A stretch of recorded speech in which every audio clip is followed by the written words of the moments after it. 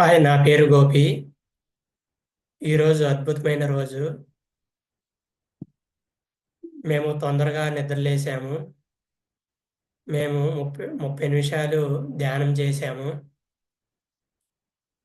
మేము ఈరోజు 3 రూములు చూసాము.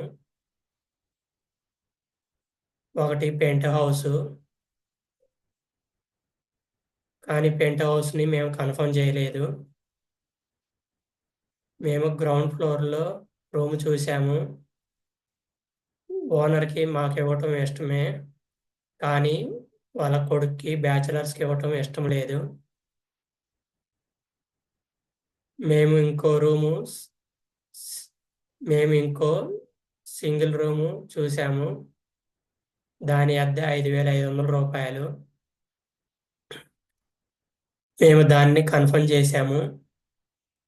మేము నెక్స్ట్ మంత్ ఆ గదికి మారుతాము. ప్రెజెంట్ మేము ఉండే రూమ్లో వాటర్ సమస్య ఉంది. నీళ్లు సరిగా రావటం లేదు. ఓనర్ని అడిగితే కేర్లెస్గా సమాధానం చెప్పింది.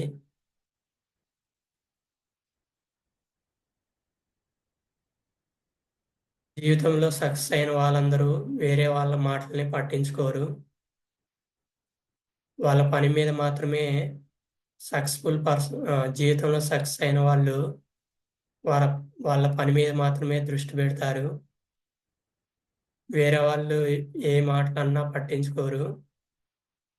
వాళ్ళ పనిని వాళ్ళు సక్రమంగా చేస్తారు.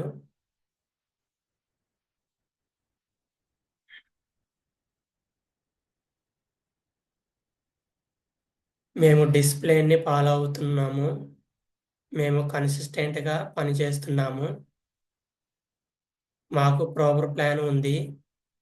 ఆ ప్లాన్ ప్రకారంగా మేము వర్క్ చేస్తున్నాము. చాలా మందికి ఓపిక లేదు. ఓపిక ఉండటం చాలా మనకు ఓపిక ఉండటం చాలా ముఖ్యం. మనం అనవసరంగా వేరే వాళ్ళని నిందించకూడదు. మన పాస్ట్ యాక్షన్స్ బట్టి ఇప్పుడు మన రిజల్ట్స్ ఉన్నాయి.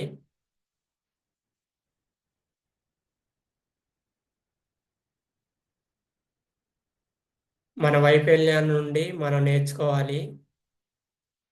నా పని నేను సక్రమంగా చేయాలి.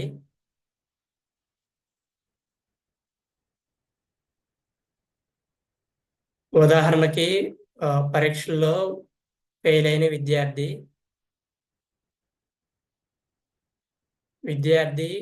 పరీక్ష పేపర్ తప్పుగా వచ్చిందని తల్లిదండ్రులకు చెప్పాడు.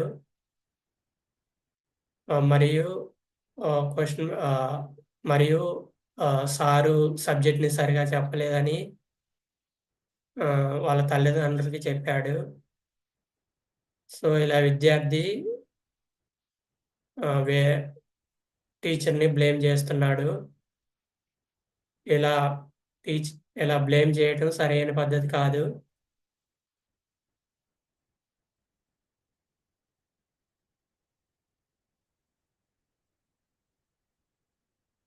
నేను ప్రెజెంట్ సిచ్యువేషన్‌లోనే ఉండి ఆలోచిస్తున్నాను.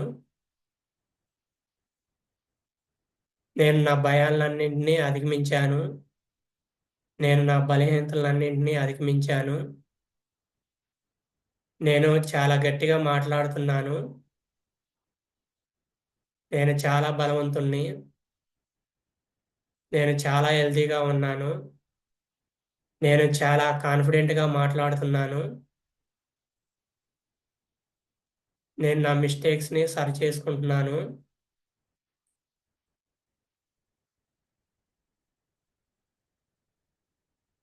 ఓడిపోయిన వాళ్ళందరూ ఎప్పుడూ వేరే వాళ్ళని బ్లేమ్ చేస్తూ ఉంటారు. Thank you.